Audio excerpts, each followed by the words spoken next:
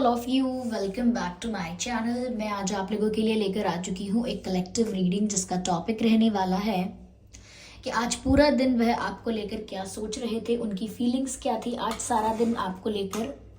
Okay, उनकी feelings क्या थी, इमोशंस क्या थे, क्या थॉट्स थे, हम ये जानने की कोशिश करेंगे। लेकिन ये रीडिंग जनरल है तो हो सकता है कि आपके साथ रेजोनेट करे, हो सकता है ना करे। तो आपको ओपन माइंडेड होकर ये रीडिंग सुननी है। रीडिंग सभी ज़ोडिएक साइंस के लिए है, हर उम्र के व्यक्ति के लिए है और टाइमलेस है। यानी जब भी आप इस वीडियो को देख रहे हैं, जब भी आप इस वीडियो तक पहुंचे हैं, यह आपके साथ तभी रेजोनेट करेगा। ओके, चलिए देखते हैं बिना ज़्यादा टाइम वेस्ट किए कि आज पूरा दिन वह आपके लिए क्या सोच रहे थे। ओके ओके,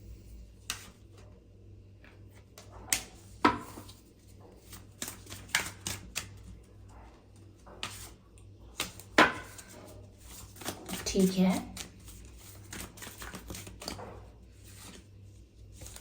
ठीक है।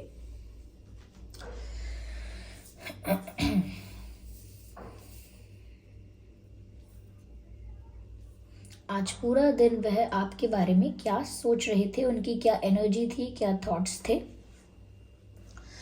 व्यूअर्स देखिए, पहली चीज़ मुझे यहाँ पर जो नज़र आ रही है वो ये है कि समवेयर आपके पर्सन अपने आप को बहुत ज़्यादा क्रिटिसाइज कर रहे थे, यानी कि अपने आप को बहुत ब्लेम कर रहे थे, क्रिटिसाइज कर रहे थे। सेल्फ क्रिटिसिज्म की एनर्जी यहाँ पर है।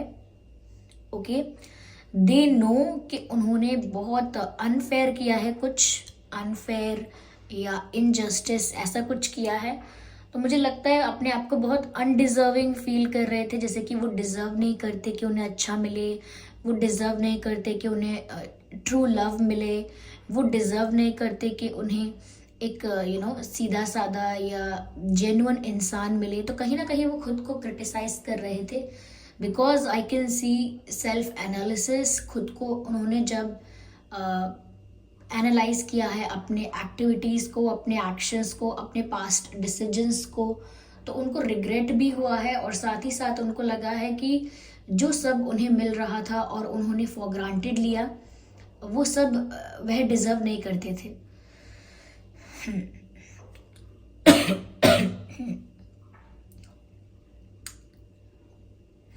यहाँ पर ऐसा भी लगता है व्यूअर्स कि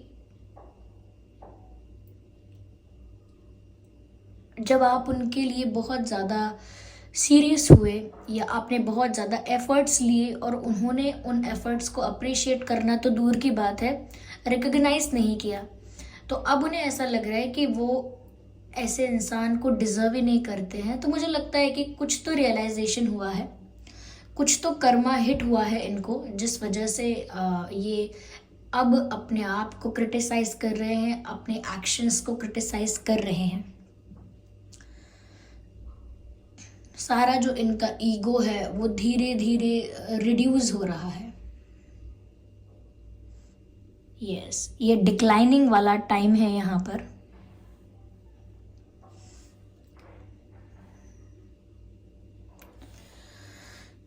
मुझे ऐसा भी लगता है व्यूअर्स यहाँ पर, जैसे पहले एक इल्यूजन में थे ये और अब इनका जो इल्यूजन है वो टूटा है।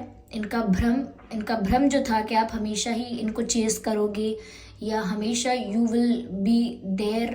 ओके, तो उनका ये इल्यूजन अब कहीं ना कहीं ख़त्म हुआ है, भ्रम टूटा है उनका।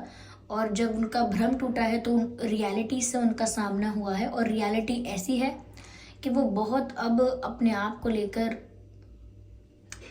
अपने आप से कहते हैं ना, खुद से ही बुरा लगने लगता है कि मैं कैसा इंसान हूँ, मैं कैसी इंसान हूँ, मैं तो कितना बुरा हूँ। ऐसा इतना रिग्रेट या ऐसा रियलाइजेशन।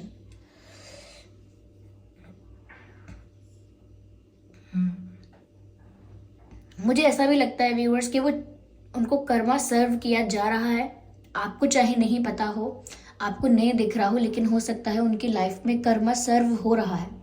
किस तरह से हो रहा है, डिफरेंट तरीके हो सकते हैं, डिफरेंट सिचुएशंस हो सकती हैं, लेकिन कुछ तो है यहाँ पर जो जस्टिस सर्व किया जा रहा है, कर्मा सर्व किया जा रहा है, और उनको वन बाय वन कोई ना कोई झटका ऐसा लग रहा है, कोई ना कोई रियलाइजेशन ऐसा हो रहा है कि वो बहुत रिग्रेट में और सेल्फ क्रिटिसिज्म में चले गए। मुझे ऐसा भी लगता है व्यूअर्स यहाँ पर कि इनको ये पता है कि इन्होंने ना सिचुएशन को बहुत ज़्यादा एक तरफा करके रख दिया था, और ये इसी बारे में सोच रहे थे कि ये इतना इनजस्टिस इन्होंने किया या इतना अनफेयर सिचुएशन को इन्होंने बना दिया कि अब ये अपोलोजाइज करने में भी शर्माएंगे। अपोलॉजी भी इतनी आसान नहीं रहेगी। एक पर्सन ही ज़्यादा एफर्ट्स ले रहा था रिश्ते में, एक पर्सन ही रिश्ते को प्रोटेक्ट करने की, मेंटेन करने की कोशिश कर रहा था, एक ही है जो ज़्यादा चेस कर रहा था, और इसीलिए यहाँ पर बहुत ज़्यादा डिसबैलेंस हुआ है। मुझे तो इक्वल एक्सचेंज भी नहीं लग रहा। ओके, एक्सचेंज भी एक तरफ से बस you were giving everything, but आपको रिटर्न में कुछ नहीं मिल रहा था। तो there is no good exchange I can see. यह मुझे ऐसा लगता है व्यूअर्स कि कहीं ना कहीं ये चाहते हैं अब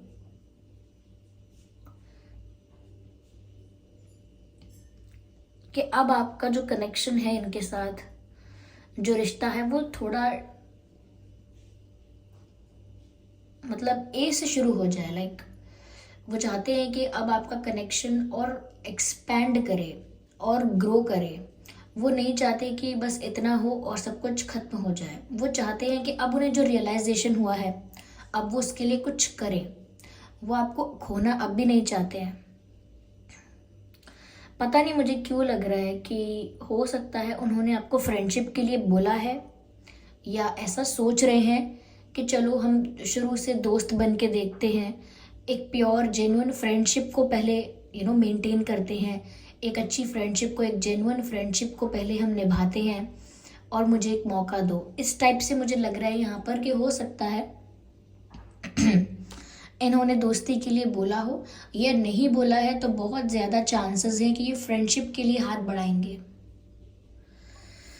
क्योंकि ये एंड नहीं चाहते, ये एक्सपेंशन चाहते हैं इस रिश्ते का। मुझे लगता है कि ये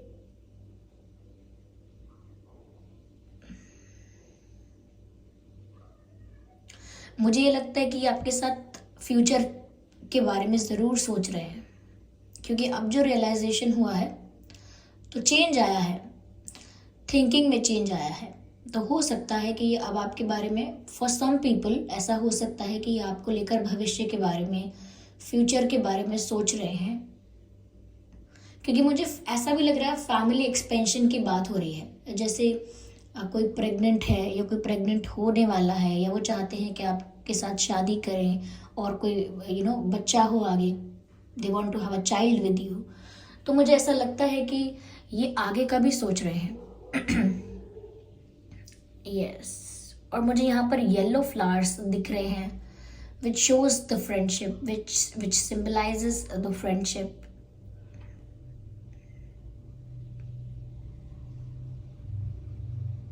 यहाँ पर मुझे ऐसा लगता है viewers, they are trying to manifest you, knowingly or unknowingly, I cannot say that, but yes, they are trying to manifest you, they are trying to attract you.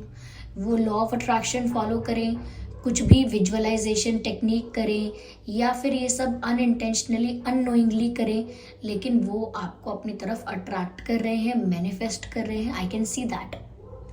यहाँ पर मुझे ऐसा भी लग रहा है कि कुछ मैजिक यहाँ पर इन्वॉल्व है। ओके, अब मैजिक का मतलब ये नहीं कि बिल्कुल कोई जादू, कोई मंत्र इन्वॉल्व है, नहीं। मैजिक मतलब कुछ तो यहाँ पर ऐसा एनर्जी है, ऐसी वाइब्रेशंस हैं जो आप तक जब पहुंचेंगी तो आप उनकी तरफ अट्रैक्शन फील करोगे। यस, तो आई कैन सी कि यहाँ कुछ एनर्जी वर्क चल रहा है।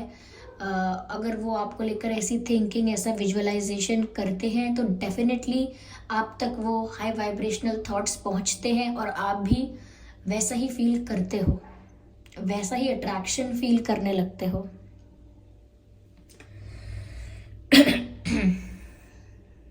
Yeah. तो ये उनके आज के पूरे दिन की फीलिंग्स हैं, थॉट्स हैं. मैं इनको और क्लियर करूंगी. ओके.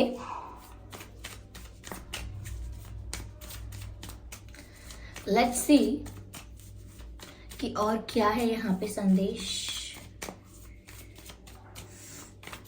आज उन्होंने और कैसा फील किया है. I need one card at one time.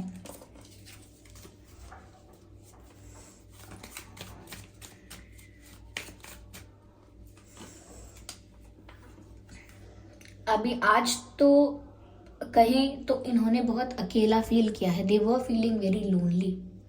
आज पूरा दिन उन्होंने काफ़ी अकेलापन महसूस किया है.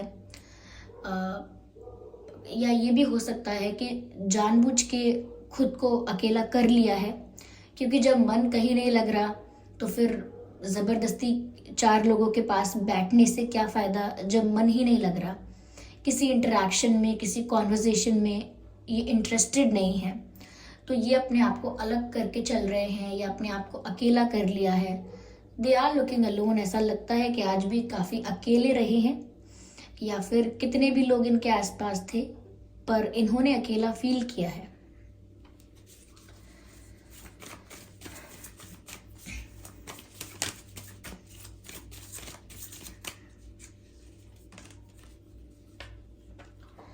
Beyond illusion. और मैंने आपसे क्या कहा था? मैंने कहा था कि इनका कोई भ्रम टूटा है. ये किसी इल्यूजन में थे और जब इनका सामना रियलिटी से हुआ है तो इन्हें कुछ रियलाइज़ हुआ है. ये जस्ट मैंने अभी आपसे कहा था. और यहाँ पर मैसेज भी आ गया है बियॉन्ड इल्यूजन, यानी कि अब तक तो इल्यूजन में थे, लेकिन अब जब इल्यूजन के बियॉन्ड ये देख पाए हैं, इल्यूजन के पार अगर ये देख पाए हैं, तो इन्हें बहुत कुछ रियलाइज़ हुआ है. ओके. तो now they are looking beyond illusion. अब तक तो इल्यूजन में ही थे, लेकिन अब ये उसके पार भी देख पा रहे हैं, उसके आगे भी सोच पा रहे हैं.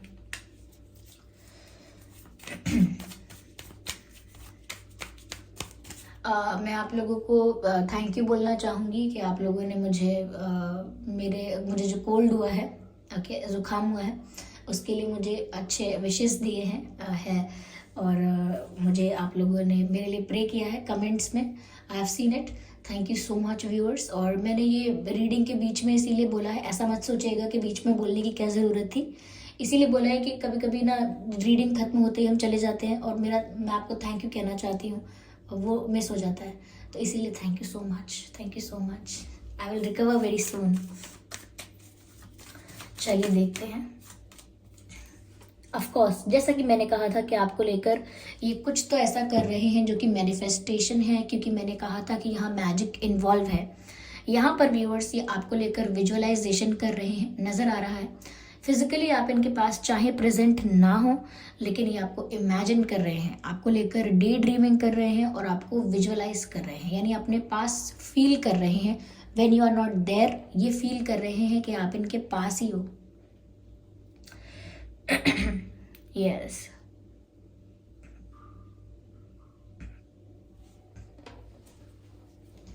चलिए एक कार्ड और लेते हैं. इसी वजह से आप भी इनकी तरफ आज काफ़ी अट्रैक्शन फील कर रहे होंगे. आपको भी इनकी तरफ एक खिंचाव फील हो रहा होगा, जैसे कोई एनर्जी ऐसी है, कोई थॉट ऐसा है जो आपको इनकी तरफ खींच रहा है, इनकी तरफ बुला रहा है. हो सकता है कोई सपना आपका आया हो, क्योंकि अगर वो आपको सपने में दिखे हैं तो पॉसिबिलिटी है कि वो आपको याद कर रहे हैं, बुला रहे हैं, मिलना चाहते हैं, मैनिफेस्ट कर रहे हैं. Again I need one card. Trust. I think there is lack of trust.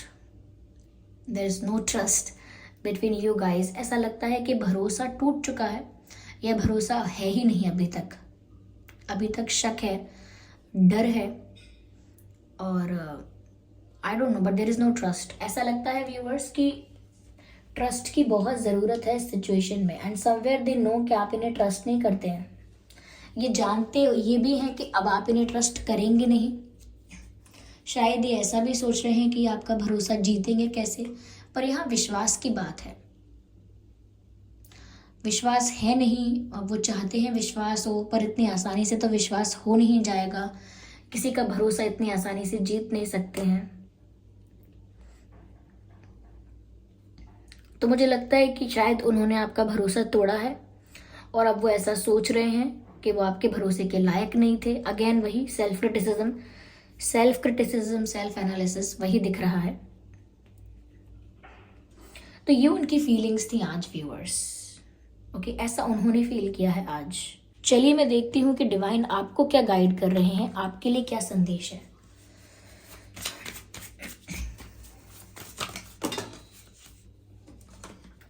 ये कार्ड पॉप आउट हुआ है, द सिचुएशन विल इम्प्रूव। तो जो भी परिस्थिति है व्यूअर्स वो सेम नहीं रहेगी, चेंज होगी और चेंज भी इम्प्रूवमेंट में आएगा, यानी कि ग्रोथ होगी, इम्प्रूवमेंट होगी। तो ऐसा नहीं है कि ये सिचुएशन ऐसी रहने वाली है बहुत समय तक, ये चेंज होने वाली है और इम्प्रूव होने वाली है, बेटर सिचुएशन हो जाएगी। आज जो सिचुएशन है उससे बेटर सिचुएशन हो जाएगी आपकी, आपके रिश्ते की। तो पेशेंस लूज मत कीजिएगा। No, I cannot consider all of them.